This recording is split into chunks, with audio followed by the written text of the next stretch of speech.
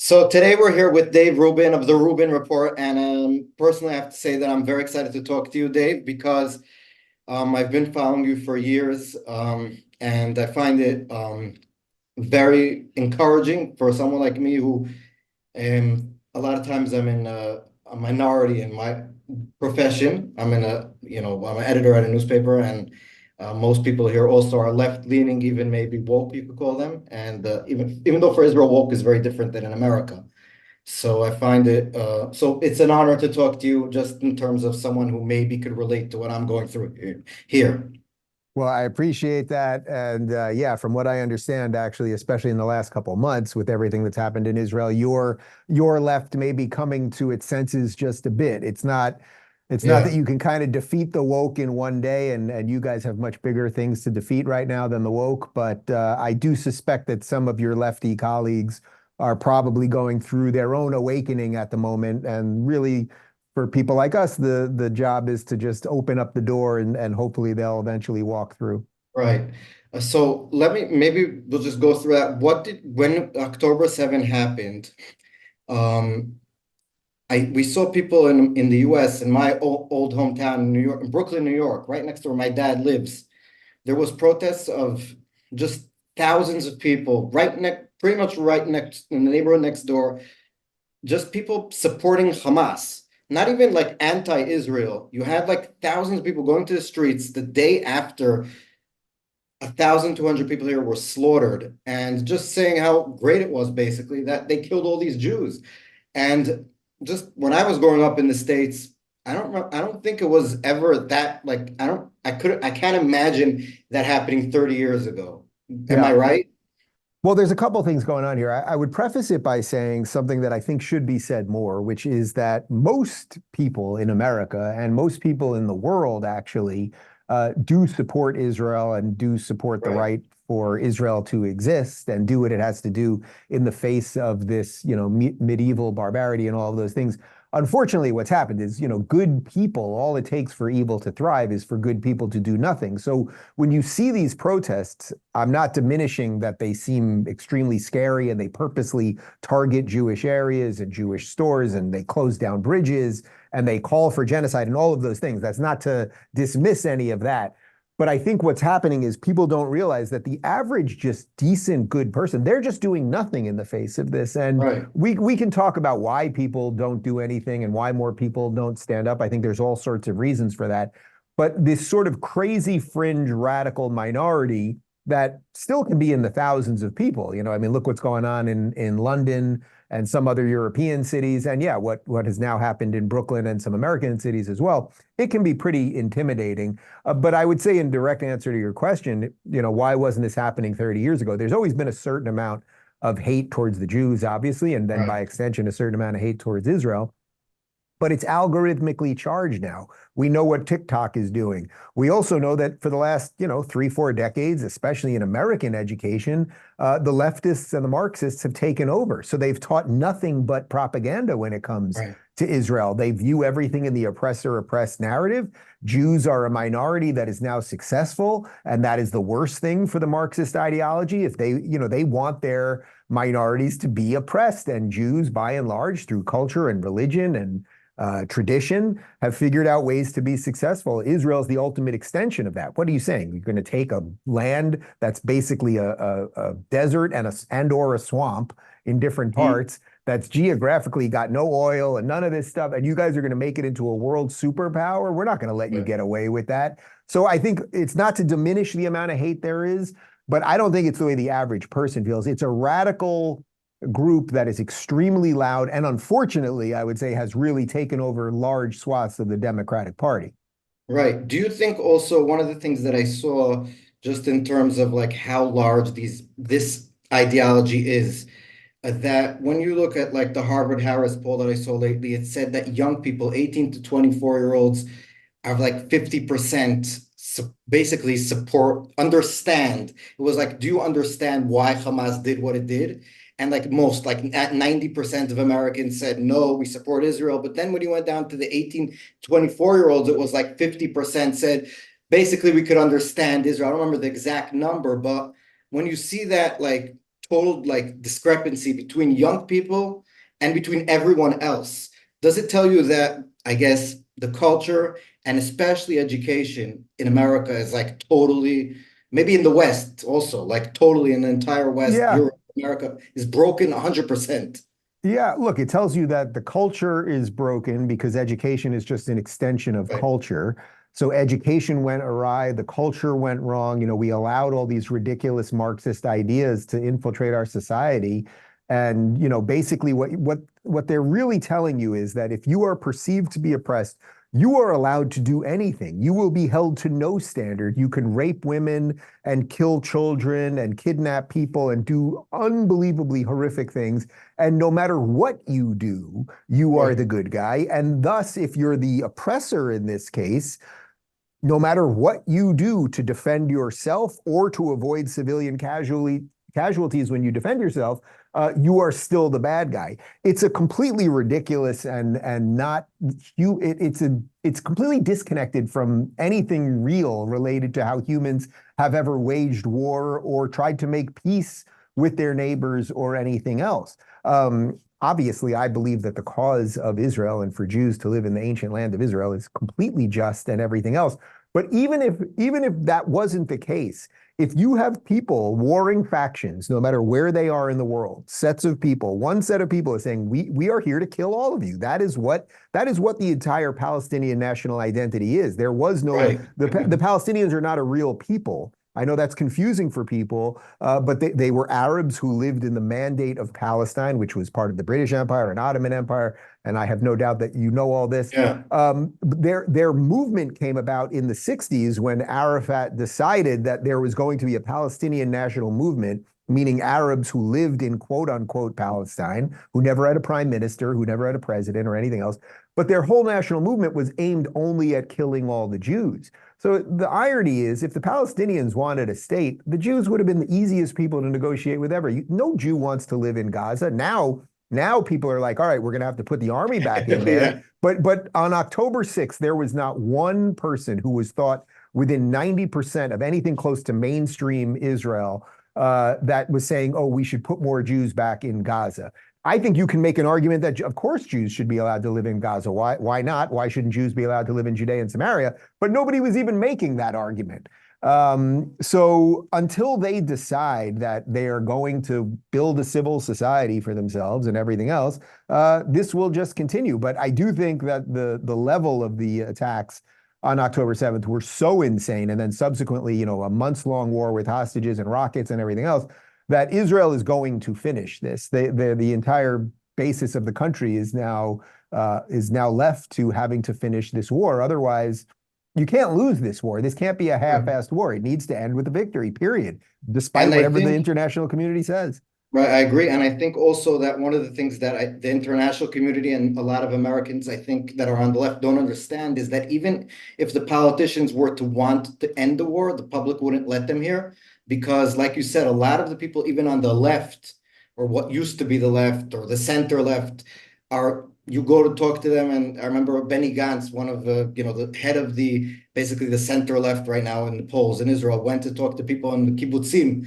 And they said, we need to wipe Gaza off and make like a road to the sea. And these are people who voted for like the most left-wing parties, extreme left-wing parties, and they're Mhm. telling people in the kibbutzim, they're Marxist socialists in Israel, from Israel. And I think people in the West in general don't understand what the public here, what changed in Israeli society in terms of our opinions. Well, that's why it's also a total farce when you hear Anthony Blinken or just Right. all over the world now saying, all right, well, the end of this, there should be a two-state solution. It's like, well, first off, personally, I was never for a two-state solution. And it was never a two-state solution because it would be a three-state solution because you'd have the West Bank, Israel, and Gaza. Those are three separate entities. And then Israel would basically be creating two terror states on either side of it. And it's not wide enough to even make that work. Even if it was way wider, it still doesn't make sense to put two terror states on either side of you.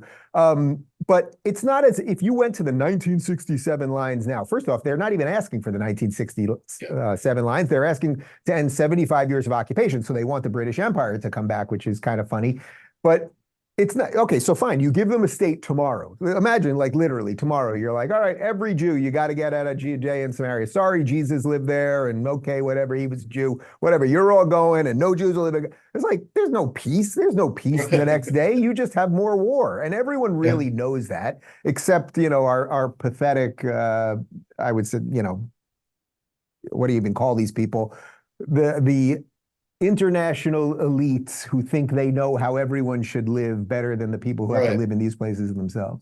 I have like one follow-up on the younger generation. Do you think we should be concerned or even depressed, if I may be frank, about the fact that so many young people in America, you guys are our best ally, you're our best friend. Without you, like literally, I don't know where we would be as a country, security wise, even just in general, just the feeling of the public that America's with us. And then you see all these young people, and these are going to be the voters of the next 30 years who'll decide who will be the president, who will be the congressman, who will vote in the Congress about Israel. Should we be so like maybe even for America, should Americans be scared? Yeah, well, yes, I'll do the American side first since I'm an American. I mean, I think Americans should be scared because we've allowed radicalists to take over so much of one of our parties, and we have, I call them the Hamas caucus, but we have Hamas supporters in our Congress. That's a Right. problem as Americans, putting aside Israel. I mean, we have people who fundamentally hate America now wandering around the Capitol every single day. And I'm not talking about the January 6th insurrectionists. I'm talking about AOC and Rashida Tlaib and Ilhan Omar Yeah. and the rest of them. So that's a problem for America. But as for Israel, I think that it would be best for Israel, and I would say this about every nation on earth, it would be best for every nation on earth to be able to deal with as much of its stuff, whether it's economic activity or military activity or anything else, without being reliant on anyone else. Now, I get it. It's extremely complex for Israel because it's so small in a bad neighborhood and everything Mhm. else. But, in the last couple of years, now that they've found natural gas, there are some other resources. I get it. Like the military needs are off the charts. But being so reliant on the United States probably ultimately is not best in Israel's interests. And unfortunately, Israel's going through its own thing right now. America is a very confused nation right now. I Yeah. mean, we have a president who has dementia. We're on the verge of bringing back Donald Trump.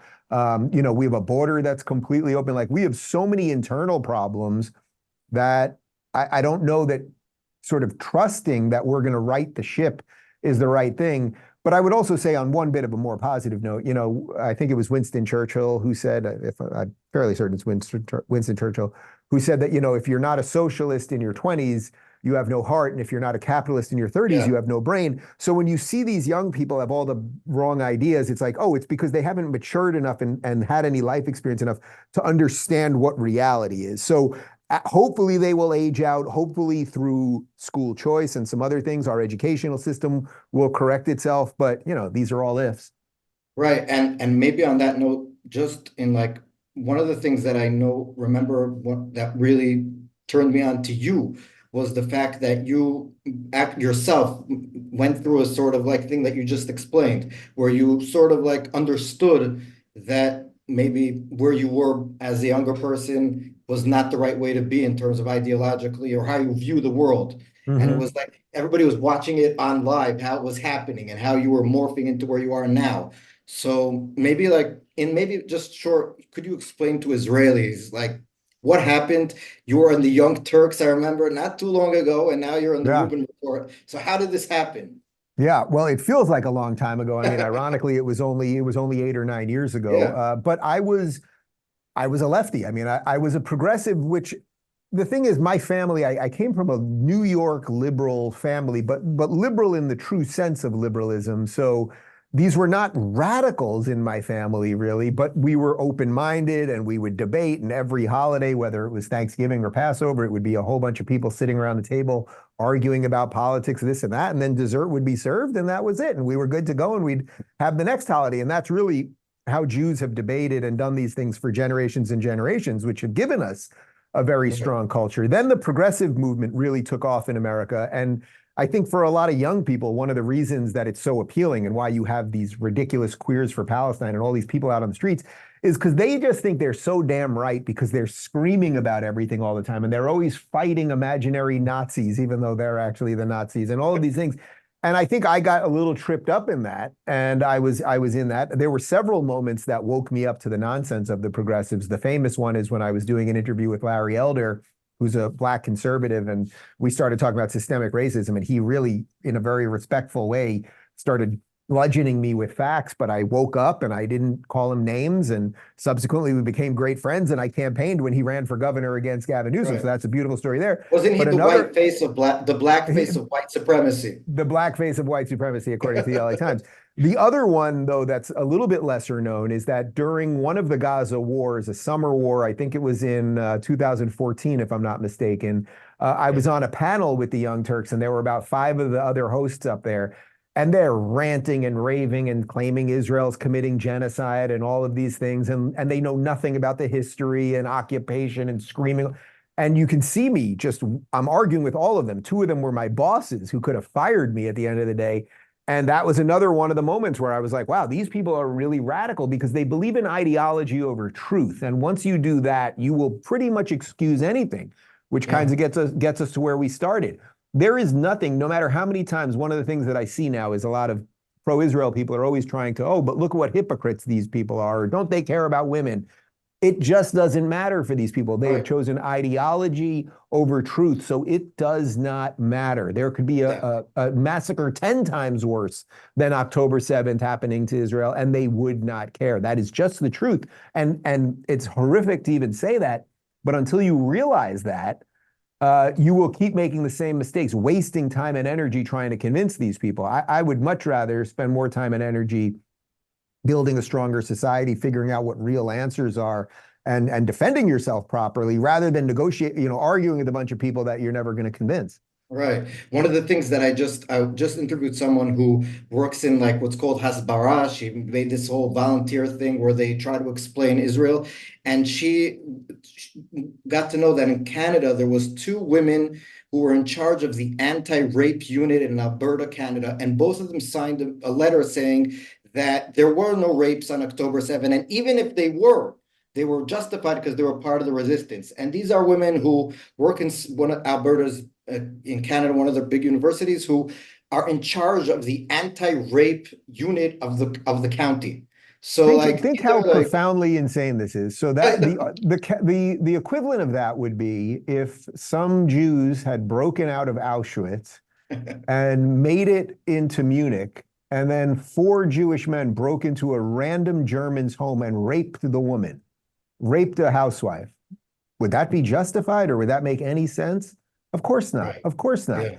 But you're illustrating how deep this cesspool goes. And I hate to tell you, but there's no bottom to this hole. Yeah. One of the things that I find interesting since October 7th, maybe even before I should have known, we should realize it more, was until now we talked about the rift on the left, I guess, between people who are like the old guard of the Democrats. They're going and becoming extinct as time goes on, and more radicals coming in, progressives, woke people. And on the other hand, I see on the right wing sort of also a rift that's starting to become more visible, in the sense that you have people who are more isolationists, maybe you call them like Tucker, even Candace Owens. I don't want to call her isolationist. People here were calling her anti-Semitic. I don't know. I'm not going to, judge, but just maybe anti-Israel would be the right word. And then on the other hand, you have people like Ben Shapiro, people like you, and others. So how would you maybe characterize what is the differences in terms of ideology inside the right in America right now on these issues? Well, you're right that there is something happening right now on the right that I think we have to be wary of. It's funny because the more isolationist string of it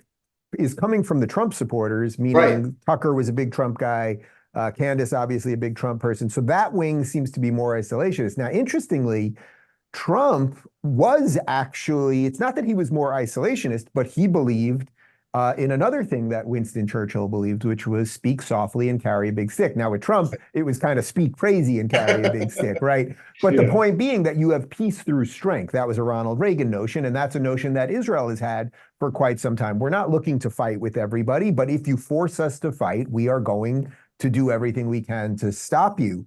I think what's happening now is that we are now seeing these last 3 years, we're seeing the fruits of just what a weak American administration does. The world Yeah. just goes bananas. There is just simply no doubt in my mind that what happened in Israel would not have happened had Trump been president, because the Qataris would have been freaked out.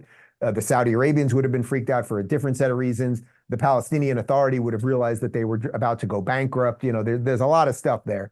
But basically what I see happening now is that the more isolationist people, to some extent, I don't think they're wrong, other than if the United States doesn't have a role in the world, someone's gonna, right? Like it's not like the United States could step away and just be like, all right, we're just taking care of our stuff, and who cares about the world, or no one will fill that vacuum. Who will fill that vacuum? Basically it would be China, Russia to a lesser extent, but basically all of the sort of more authoritarian regimes in the world would be emboldened. So while I am in many ways ideologically more aligned with the isolationists in that we have problems in America and we have to figure them out, that doesn't mean we have no responsibility to the world. And I would say specifically on the Israel front, even if that's the direction that America is going in, you don't abandon an ally in the middle of an existential war. You know what I mean? All the money that we give to Israel is spent in the United States for military. We don't just hand them money. It's not like that. Ukraine, we're just handing the money. The money that we give to Israel is all military aid so that they can buy American military products. Now, you may not like that, like you think it's a subsidy for the military industrial complex. I think that's a perfectly fine argument. But it's a completely different economic set of rules than in a situation like Ukraine. But yeah, there is some tension there on the isolationist side. And my guess is the energy is going more towards that direction because, America has done some weird, wacky wars over the last, 3 decades.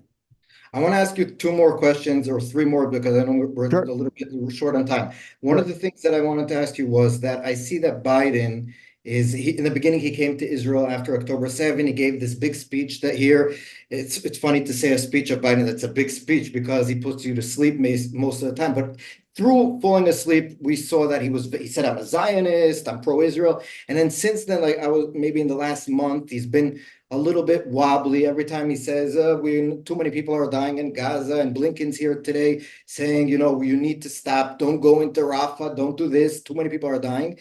And then he goes to Dearborn, to Michigan. I don't remember exactly where. And a day before that, he signs this thing, putting sanctions on 4 settlers. And do you think that the fact that he needs constituencies to vote for him because that are anti-Israel in the most radical sense is going to hamper the way the pressure is going to put pressure, Yes. he can put pressure on Israel in a dangerous way? Yes, I do.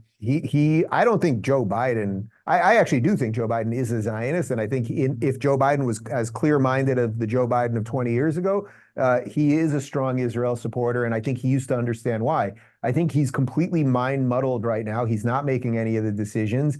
He has the radicals running the operation. It's mostly the holdovers from Obama, and Obama definitely was no friend of Israel. And I think Biden also is now looking at this election going, where can I find some freaking votes? And if I have to pander, the Jews, for all the Jews' strengths and all the good things the Jews have brought to America, it's less than 1% of the voting population. Right. And for whatever reason, despite all of this, Jews still vote largely Democratic. So he's basically like, I've kind of got the Jews. They're never going to vote for Trump. I need the Muslims. So let me see what I can do over there. So it's a really cynical ploy. And it's been very disappointing to watch Antony Blinken. In some ways, having a Jewish Secretary of State is the worst thing because he has to prove that he's not really a Jew, sort of. Yeah. I know you were a big DeSantis supporter during I'm talking like as if the primaries are over, but they're practically over, if I can say. It seems to me. First of all, do you think that the DeSantis really couldn't? It seems to me no one could have done anything to beat Trump with this Republican electorate. And if you agree with me, why is that? Like, what is the hold on Trump? Because a lot of Israelis are like, we love Trump. He was great for Israel. He's as a I would say a classical liberal myself. His policies seemed okay, but better, I guess, than Obama's was before him. But what is such an allure about Trump? He's like you said, speaks loudly and has a big stick. What's going on? I think there's a couple things going on here. I mean, first off, just quickly on the DeSantis front, I think he was the best candidate that Republicans have had probably since Reagan. He didn't have any flaws. He does what he says he's going to do. He's an honest, good man, 45 years old, good family, didn't have one big flub or mistake on the campaign trail. He just could not figure out the Trump thing. And as you said, I don't think you can blame him for that. Maybe they could have tried some other things, but the energy is of the base is with Trump. And I think largely that's because of these ridiculous court cases trying to take Trump off the ballot. It's because of the other legal battles that Trump's going through. It fires up the base. They ultimately, they're just like, you know what, who cares about policy? Look what they're doing to that guy. And I am sympathetic to that argument. And I also have to tell you that, as you know, I'm a Floridian, which is the other promised land. And as a Floridian, I have to say, since he's been back here these last 3 weeks, I'm very happy that things are going to continue to go well in Florida. And I do hope that Trump will beat Biden because that'll set things straight a little bit at least. So it is what it is. But, you know, we have the beauty of states' rights in America where, you know, if you live in Florida, it's very different than if you live in California. You guys aren't big enough for that. So whether you live in, you know, Ramat HaSharon or Eilat, it's not that different. Although I guess a little more beach down south. Right. One last question, just a personal note. I know you're very close to Jordan Peterson, and I saw you say in a few interviews that you had when I was reading about you before, just to be a little bit ready, was that he basically changed your life in a lot of ways, and you used a lot of different words, but my basic understanding was that the way he thinks made you think in a different way. And I guess maybe also, so my first question, like just in a two-part question, is one, why is that and how did that happen? And second of all, he himself is being now basically taking his psychology license away from him for thinking the way he thinks, which is amazing just to think about what I just said. Like, what the hell is Yeah, the going on? Canadian Board of Psychologists is going after his license because he was a practicing psychologist, clinical clinician before, you know, he became super famous Jordan Peterson. They don't like the way he's tweeting and what he's saying about trans people, so they're trying to take away his license. I mean, he's going to fight them to the ends of the universe, so we'll see what happens with that. Look, what I can tell you about Jordan is that I've never seen someone who is out there really trying to live the very ideas that he's talking about every day to the best of his ability. I don't think he's the perfect person. I don't think he's, you know, Jesus. But what I do think is that he has tried to set some order into the world. And there are literally millions of people worldwide who have needed to hear some of that order and to help themselves get over a lot of our problems with modernity and what the algorithms have done to us, and poor parenting and drug abuse and physical abuse and all of those things. And he's done an incredible job by doing that. I mean, you know, when I toured with him for a year, I saw people that were no longer in abusive relationships. I saw people that were not on heroin anymore. I saw people that hadn't spoke to parents in years that were suddenly together again. Every story that could bring tears to your eyes, I saw. And that's by the will of one man saying that he wanted to put more order rather than chaos into the universe.